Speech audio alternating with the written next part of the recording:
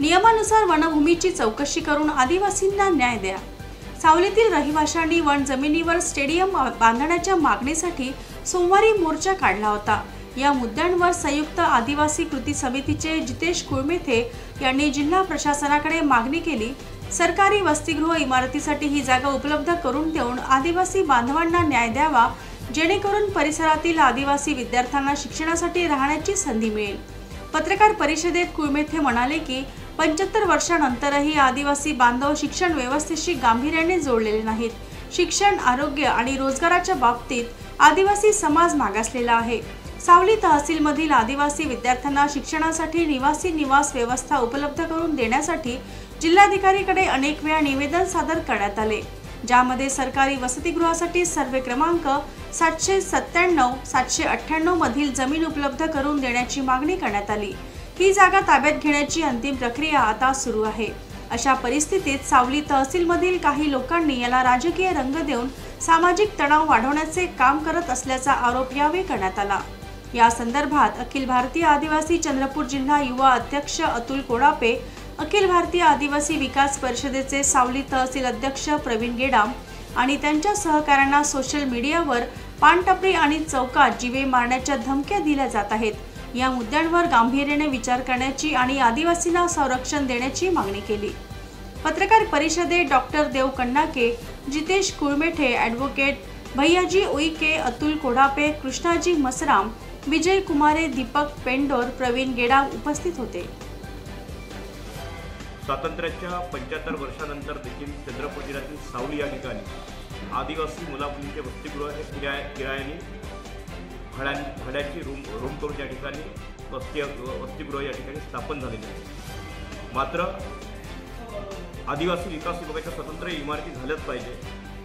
आदिवासी मुलामुलींना शिक्षण मिळालं पाहिजे, शिक्षणाच्या मुख्य प्रवाहात आलाच पाहिजे। त्यामुळे तिथल्या आदिवासी विकास परिषदेच्या मार्फतीने सन्माननीय अतुलजी आणि प्रवीणजी यांचं जवळपास 5 दिवसाचा प्रचंड मोठा एक आंदोलन चाललं आणि त्या आंदोलनाच्या निमित्ताने त्यांनी सांगितलं की आदिवासींच्या वसतिगृहासाठी मौदा सावली येथील सर्वे क्रमांक 797 आणि 98 ही जमीन आदिवासींच्या वसतिगृहासाठी मिळाली पाहिजे। हे सर्व करत असताना ही जमीन मिळाली पाहिजे यासाठी आंदोलन देखील चाललं आणि सन्माननीय जिल्हा प्रशासनाचे आदरणीय अपर अधिकारी, जिल्हा अधिकारी हे देखील त्या ठिकाणी उपोषणास्थळी येऊन त्यांनी उपोषण सोडवलं आणि ते मागणी मान्य केले आणि आश्वासन दिलं की त्या ठिकाणी निश्चितपणे आपण वसतिगृह निर्माण करू। असं असताना काही विघ्नसंतुष्टित लोक, समाजकंटक लोक, जातीवादी लोक त्या ठिकाणी वसतिगृह निर्माण झालं नाही पाहिजे, त्या ठिकाणी आदिवासींची मुलं शिक्षणाच्या मुख्य प्रवाहात आले नाही पाहिजे हा हट्टाच घेऊन त्या ठिकाणी खेळाची जागा आहे, मैदान आहे आणि त्या ठिकाणी फक्त खेळलंच पाहिजे असं त्यांचा हट्ट असल्यामुळे त्या ठिकाणी ते अडकाटी निर्माण करण्याचा प्रयत्न, काही चुकीची माणसं त्यांना घाबरवण्याचा, त्यांना दबावतंत्र वापरून त्या ठिकाणी एक आवाज दाबण्याचा त्यांचा प्रयत्न प्रचंड मोठ्या प्रमाणात चालू आहे।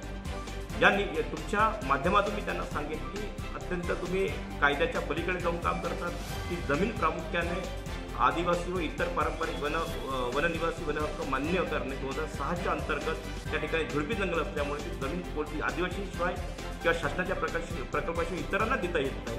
हा कायदा असताना त्या कायद्याचं सातत्याने ते पायमली करतात हे त्यांच्या लक्षात आलं पाहिजे आणि आमच्या आंदोलनकर्त्याला तुम्ही चुकून त्यांच्या केसाला जरी धक्का लागला ते संपूर्ण महाराष्ट्र पेटेल आणि त्यासोबतच आम्ही तुम्हाला दाखवून देऊ की तुम्ही लढा, तुम्हाला देखील अधिकार आहे, पण तुम्ही या पद्धतीच्या वल्गना करायच्या नाही आणि आमच्या लोकांना दाबण्याचा प्रयत्न करायचा, धमकी द्यायची नाही। आणि निश्चितपणे तुम्हाला सांगतो की कदाचित बीडचं प्रकरण चंद्रपुरामध्ये पुनर्जन्म घेतलं नाही पाहिजे। त्यांनी संतोष देशमुख यांचा करण्याचा त्यांचा प्रयत्न आहे आणि कदाचित असं झालं तर तुमचं काही खरं नाही आणि तुम्ही त्या पद्धतीने राहायचं, तुम्ही संविधानिक पद्धतीने मागा, आमचं काही म्हणणं नाही, पण तुम्ही उर्मटपणाची भाषा वापरता। आम्ही पण जंगलातली माणसं, आम्हाला पण समजा वाघाशी लढतो तर माणसाची लढायला आम्हाला काही वेळ लागणार आणि तुम्ही या पद्धतीने हे करत असाल तर आम्ही या ज्यांच्याच लोकांना काय करतो आम्ही संपूर्ण आदिवासी संघटना सावलीमध्ये येऊन प्रचंड मोठं आंदोलन करतो एवढे या ठिकाणी सांगतो।